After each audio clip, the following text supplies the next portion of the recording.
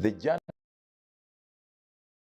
2010, where we united Raila Odinga and His Excellency Mwai Kibaki, turning Kenya back on road of peace.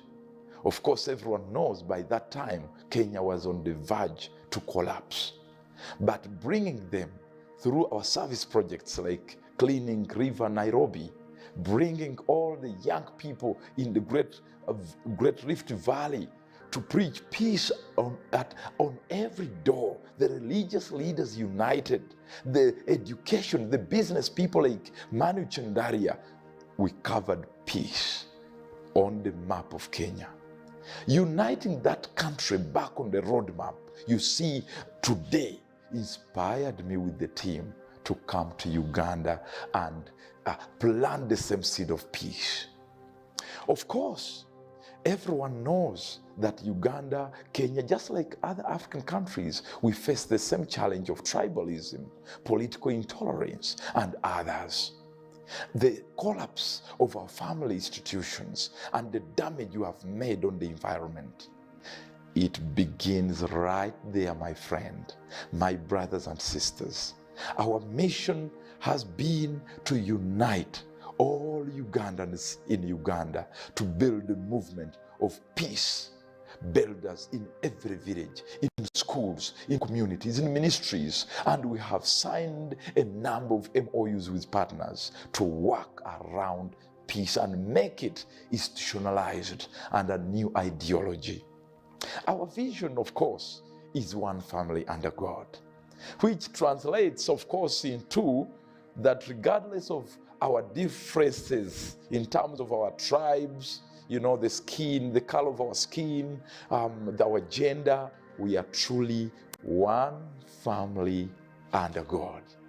Indeed, it is a long tradition that has been accepted by world religions, by all kingdoms, that yes, we share one creator who is God. He didn't create the things we have today, but because of our wisdom, some of these things have divided us apart. Then we said it is the time for us to unite the human family so that God can bless us and give us His favor to really prosper. Our aim is actually to unite the whole world, beyond North Korea and South Korea, beyond these small territories of Africa. Then that is where it begins, to unite the human family so that we have shared values for peace, so that we have shared principles for peace, so that we have shared aspirations for peace. That is what inspired us to come right in the power of Africa and be able to germinate this seed so that Uganda can show the rest of the world that indeed we are the pearl. Our activities actually have been so many, but I'll mention a few of them because of time. One, since 2010, we have been busy all through opening peace clubs, establishing them in schools. And so far, we have over 50,000 young people promoting peace in every classroom, so that our children, the new generation, are able to live in the power of unity in diversity, so that they can build a nation that can embrace that unity in the laws, in the business, in the structures, in the government infrastructure and the programs. Yes, we have the inspiration to see that new nation burst with the graduations in Makerere and all universities, where children don't graduate to go and prosper their own families, but a shared nation and Africa. Young people who can go and unite Africa as one nation. Ladies and gentlemen, it is at this particular time that then we went and started regional programs, starting with Rwenzori. We organized the One Family Under God Peace Campaign, which brought together the top religious leaders, the Muslims and the Christians.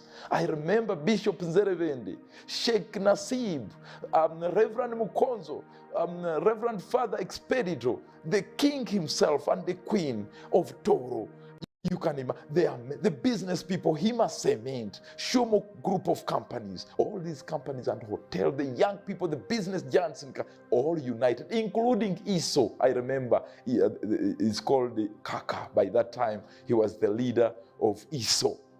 And his infrastructure of ISO and the RDCs, we were able to actually reduce the tension that were happening in the Rwenzori region.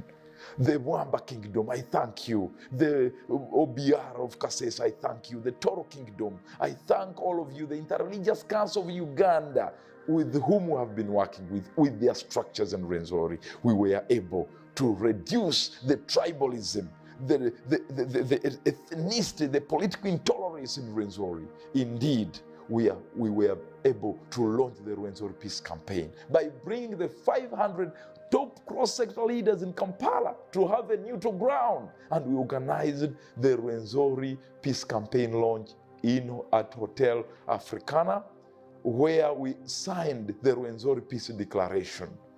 The peace we see in Rwenzori today is as a result of our interventions, and now we're accelerating that outcome and work by bringing clan leaders together with religious leaders, together with families, together with the youth. Now, right now, we have a neutral structure that is deepening the vision of one family under God in Rwenzori.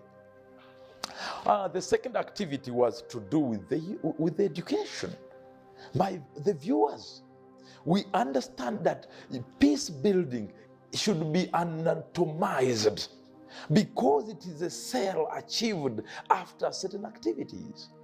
We understand, based on the report that we have today, that our young people, 63% of them, are not fit for the job market. That report by the Inter-University Council of East Africa inspired us to say, oh, how will Uganda achieve peace when its young people, which is around 81% of the Uganda's population, how will Uganda achieve peace when these young people have no jobs? What is the root cause? Oh, we understood that the 21st century employer is not just interested in a certificate of a school. He or she is interested in the 21st century competencies. Then we worked with the Ministry of Education and Sports. With the approval of our toolkit by National Curriculum Development Center, we were allowed to go to schools officially with the certificate. We started with 100 schools. I can remember we had Chebambe Girls School, Old Kampala Secondary School, Kasese Secondary School, Mbarara High School. We had the St. Mary. There are quite many schools around the country, including Chambogo College School. Up to today, it's still actually one of the pioneering sustained schools. We started now having what we call teacher capacity building, even before the curriculum.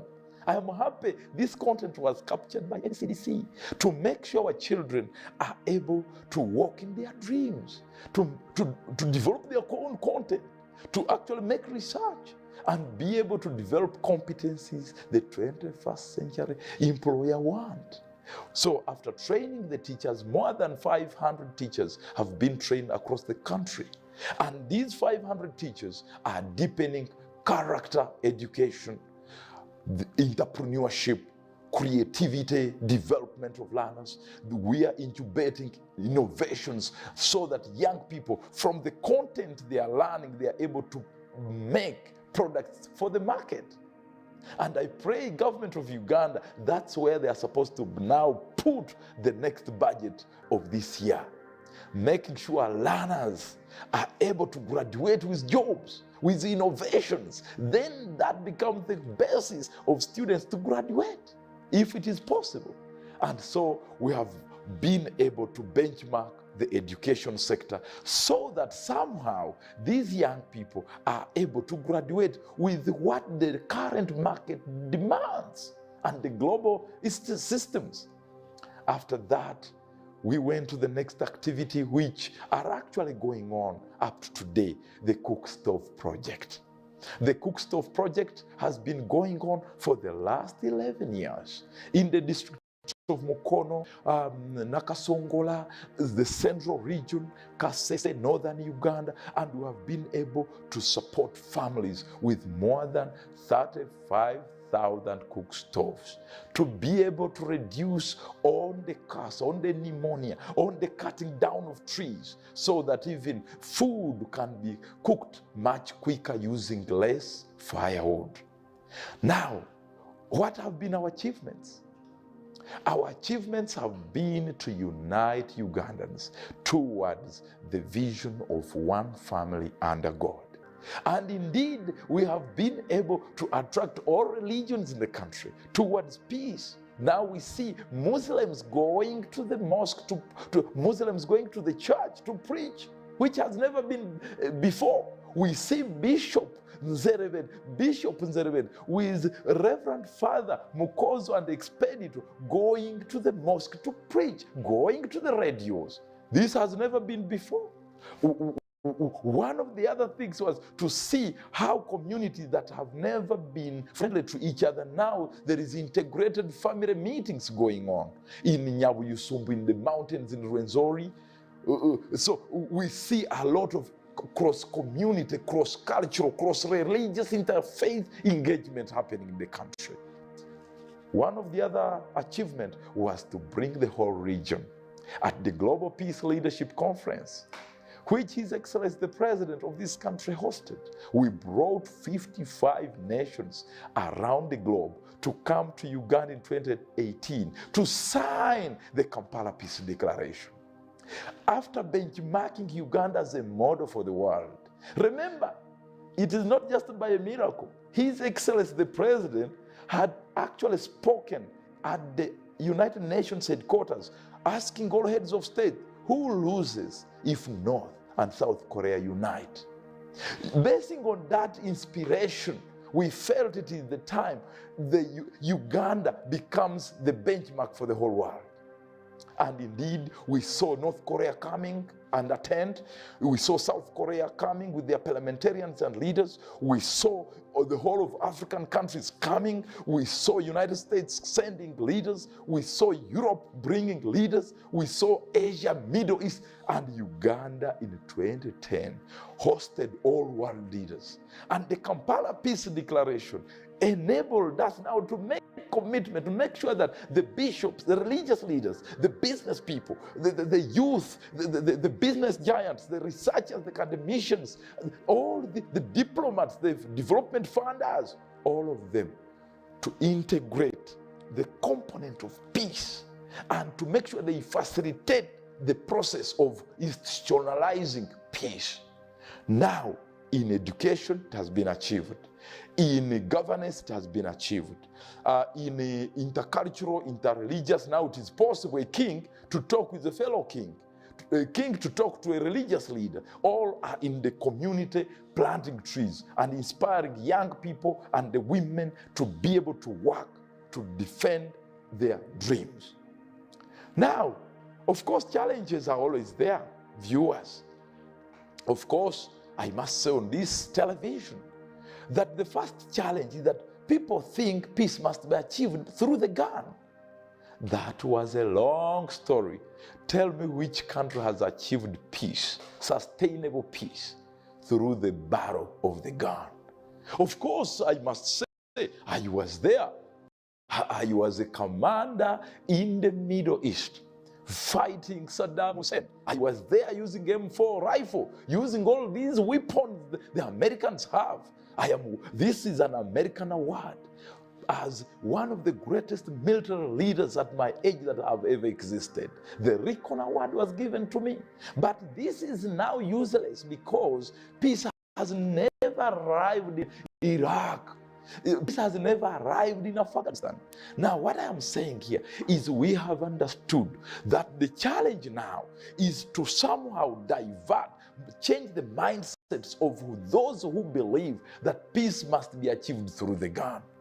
It is now the time to now tell you that that challenge must be fought by me and you through dialogue, through the culture of reconciliation, through the culture of win-win, understanding that whereas you want something, What about the other colleague? What about the nation? What is the interest of the whole world? The interest of the whole world is that all of us to prosper. But for you to prosper, you must work with others. You must lift others for you to prosper. So that is the first challenge. The second challenge is financing peace. Everyone can finance sports. Others can finance corruption. People are financing road construction, infrastructure development, funding health sector. But no one comes out to say on the national budget or in an energy or a company, they call it corporate social responsibility. Let us put maybe 10% towards efforts of Global Peace Foundation and other organizations that are promoting peace, because peace is the foundation for business, for economic prosperity, for all these other things we are looking at. So that is the second challenge. The third challenge is that we have conflict entrepreneurs. It seems Africa right now is seated on a time bomb whereby 80% of the people work towards pulling each other down in terms of sectarian politics, sectarian business, sectarian education. Can you imagine? Sectarian technology, where technology is now escalating identity-based conflict. So the issue now that we have is now to sit on a round table and build consensus towards response on ending the scourge of tribalism, religious and political intolerance. All these things must be worked on, but we must be able to respect one another's interest. Now, the other thing possibly is our future plans. Our future plans, of course, are very clear. Ladies and gentlemen, I must remind you that our mission is to build a movement of peace builders around the world, so that we can be able to sit on a round table and talk as brothers and sisters, children of Adam and Eve, created by one God, to be able to now lift each other down. So I must tell you that our plan is to now invest more billions of money into uniting people, making sure political parties understand the power in dialogue, reconstruction and reconciliation. Religious leaders must work together. Right now they abuse each other as if these religions belong to them. So these religions, political parties, businesses must work together towards uniting and transforming people, not competition. How can a religion be in competition? That I'm the first, I'm the giant, I'm the one who controls the world. No, all religions must unite to take people to heaven, not to steal them. And so I'm very happy that Interreligious Council is doing amazing work with us. Now, our next future plan is to end the violence that is going on, the radicalization, the extremism, and that requires resources. The last one, our next plan, is to make sure that at least the 80% of the young people understand the concept of peace culture as a new ideology that must guide all their dreams and businesses, education, leadership, and so through culture of service and all. So it must be a new culture. Of course, achieving that, there was a role of women, viewers. The power of a woman, of the mother. I am very happy. I thank Honorable Lois Mwambale, Mama Nyabaole, the Queen of Uganda, all these leaders, Matembe, Honorable Matembe, the First Lady. Oh my God, we had an amazing meeting in New York with her, and we are discussing the future of education in Uganda. I'm happy that some of the things we discussed, it's what she actually captured, started investing in memos, producing memos into schools, and I'm happy even now the memo on immorality is on. Thank you, Mama. The role of women's leadership culture. Professor Maggie Chigozi, I cannot forget you. Rebecca Kadaga, oh my God. But the most amazing thing is that men caused World War I. Men caused World War II.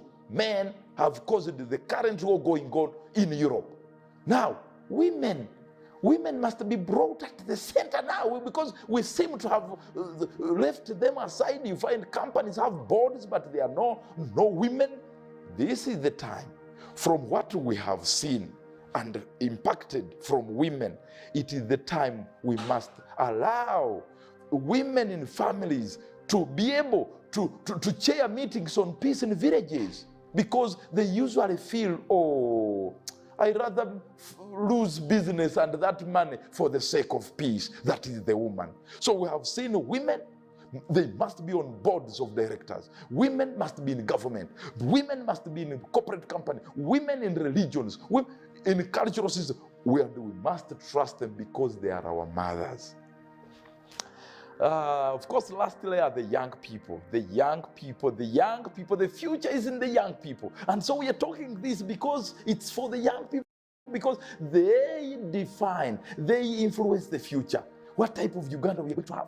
So if you're a parent, now we have realized peace begins at home, by parents sitting down with their children to nurture peace values in their children, so that we end corruption, we end identity-based conflicts, we end all these scourges. So the future of youth, beyond all these things we have seen, yes, we can give them technology, but are they guided by values and the peace culture, so that they are able to use the opportunities Africa has to strengthen peace and the independence of Africa? So, of course, I appeal to all Ugandans that time has reached for us to unite. It has reached for us to actually love our cultures and tribes, but most importantly, to unite as one family under God. You are in a circle. Is it a circle for tribes? Bachinga circle, Bakonjo circle, women is a circle. Because we have different gifts. So if we are united, unity, diversity is power. Time has reached. Don't just shun away those political parties that are based on tribes. It is this ideology that will enable us protect the environment, because environment benefits all Ugandans. Why are you taking it as a tribal issue? When businesses are established, make sure that they are established on the basis to serve all Ugandans. Political parties, religions, now we have religions in this country that serve a certain clan. Can you imagine? A certain tribe. Don't go to those things. Chiwetere killed many people, you remember? And I cannot end without saying this. It is time that families realize their role. Peace of Uganda cannot be realized without putting the family at the center. Are you type of parents who lie while children are hearing? You are planting a bad seed of children in the country, those that will steal public resources. Then we have increased deaths in hospitals. Are you the parent who cuts down trees, or you are the parent who teach children how to love neighbors, even if you are Muslims? Start teaching your children to go and donate in the church, even if they are Christians. That is when we will see a new generation of young people who are able to traverse and unite Africa. We cannot transform and unite Africa if the young people, the youth, the parents, the systems are not integrated. So, of course, I thank the partners, UBC, Uganda Broadcasting Corporation, a 10-year, 12-year journey. Since 2010, you are the first television that gave us an open space to come and have our weekly talk shows on peace, on education, on cleaning these slums, on planting trees. Well, you remember we had what we call the interpolitical parties soccer for peace tournament. 3,000 people came in Nachivubo. You were there. We had the interpolitical parties dialogue conference at Imperial Real. All political party leaders came. You came and it was live on air. UBC Television. Indeed, you are a national broadcaster. I thank Star TV, Star Radio. And most importantly, we thank the government of the Republic of Uganda. His Excellency the President, with many people thought he will not welcome this concept. Some people said we should go to South Africa, where the concept of peace may be Nigeria.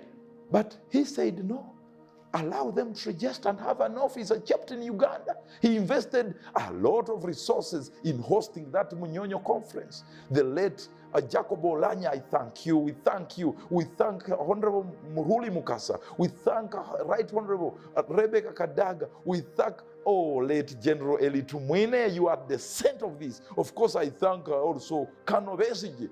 I thank, because he has been part of the peace negotiations and the culture. I thank even Chagulanyi, Honorable Chagulanyi. I met him and we discussed peace negotiations. But then he actually said, this is the right momentum, but will they accept it? Will they accept peace for everybody, or for them they are for conflict? But indeed, he gave us space to discuss peace building, to be part of it. And that's why he didn't go to the bush to fight Uganda government. I thank you, Robert Chagulanyi. Of course, I can't end without thanking our corporate partners, Interreligious Council of Uganda, who have a standing MOU with you. Thank you. Thank you so much. I thank the IGAD, Intergovernmental Organization for Development. We thank the East African Community, the East Africa Business Council, the United Nations Development Program, UNDP. Thank you so much. Lastly, I thank the people I have worked with. My brother Hector of UBC. It has been a generation of more than 600 young people. We are talking about today of 800 young people have been promoting this. So it's not just me, 500 teachers. We are talking about women, 1,200 women. We are talking about 5 corporate companies, private sector foundation, or the late Badagawa, who was part of this. I thank you, and may God bless you wherever you are in heaven. Of course, let me share my contact, because it is a long story. My telephone number is 078 5584 971. Our office is on Charm Towers, ground floor. You just reach there, you just say the Office of Peace. They will direct you, and we are amazingly loving all Ugandans. Let us love each other. Let us reconcile with each other. After all, we have few years on the world.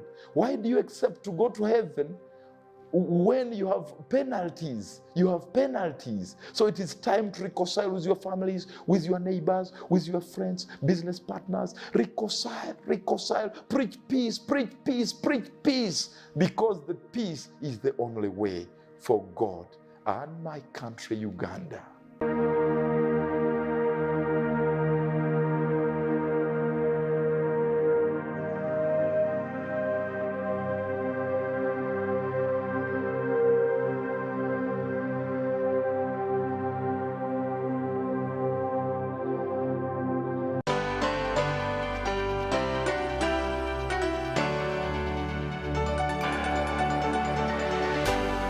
UBC, inspiring Uganda. This isn't just a girl. She is the future. This is a teacher, a doctor, a community leader, our future president. She is the hope of our community.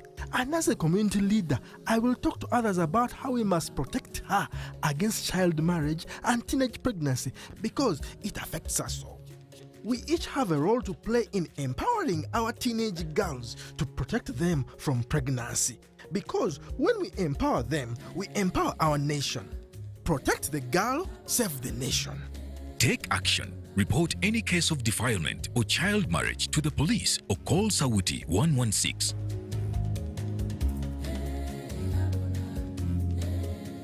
The Tales of Kasozi, brought to you by Uganda Communications Commission. Hello? Hello? This is Kasozi. How can I help you? Hey, Kasozi, my brother. Long time. We last met when we were at campus. It's been a while, but you are the person I'm looking for. Campus? Really? Hey, you don't remember me? Okay, so how can I help you? I'm stuck in Gulu making millions, and I need to urgently send money to my sick mother. But I can't find any mobile money agent near me. I've sent the money to your phone, as you can see the message. It might take a few minutes to come through, but I urgently need you to send the money to my mother. Let me send you her number, and you send it to her chap. My friend, I'm afraid your mom is going to die. What? Because I don't know you, I never went to campus, and I'm also in Gulu. So can we meet at CPS, we talk about it? Stay tuned for what Kasozi does next. Don't fiddle. Refrain from unnecessary engagement with strangers over the phone. This message is powered by the Uganda Communications Commission.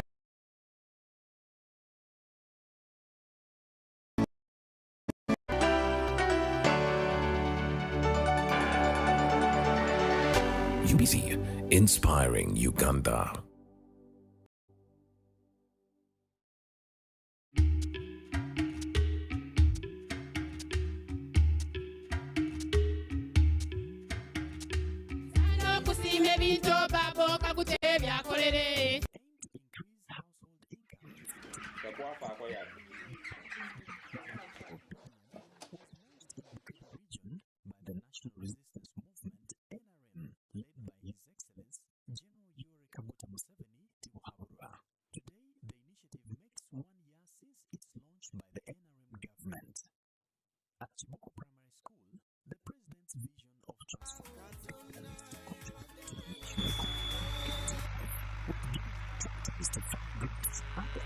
Movement, oh yeah. Movement, oh yeah. Is transforming some regions, such as Greater Bukedea sub-region, with 7 districts like Tororo, Busia, Butaleja, Palisa, Budaka, and Chiboko. The Western region is another region that has had PDM beneficiaries